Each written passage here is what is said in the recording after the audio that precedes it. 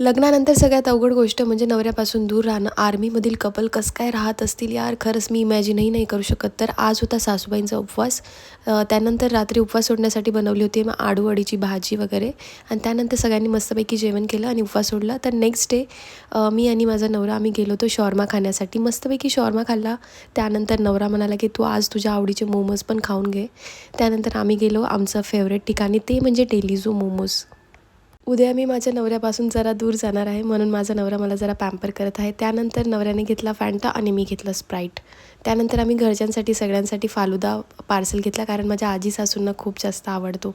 त्यानंतर next day 6:15 वाजता आम्ही रेडी झालो आणि मला जायचं आहे आता पुणे. सो आता आम्ही रेडी होऊन गेलो स्टेशनला. त्यानंतर सगळ्यात कठीण क्षण म्हणजे नवऱ्याला बाय बोलणं. खूप जड आणि खूप अवघड वाटत होता हा क्षण. त्यानंतर नवऱ्याला बाय बाय केलं. त्यानंतर मी ट्रेनमध्ये डायरेक्ट झोपून गेली आणि मग उतरली पुण्याला. त्यानंतर एवढं सामान होतं की माझ्याकडून उचललाच जात नव्हता. त्यानंतर रूममेटला खाली बोलवलं आणि मग आम्ही दोघांनी मस्तपैकी नाश्ता केला. नाश्ता वगैरे करून मग नंतर फटक्यात रेडी झाली आणि आता झालं आहे माझ्या ऑफिसचा टाईम. बऱ्याच दिवसानंतर ऑफिस करून खूप छान वाटलं. तर असा होता माझा आजचा दिवस. लाईक, शेअर आणि कॉमेंट करायला विसरू नका. Bye bye.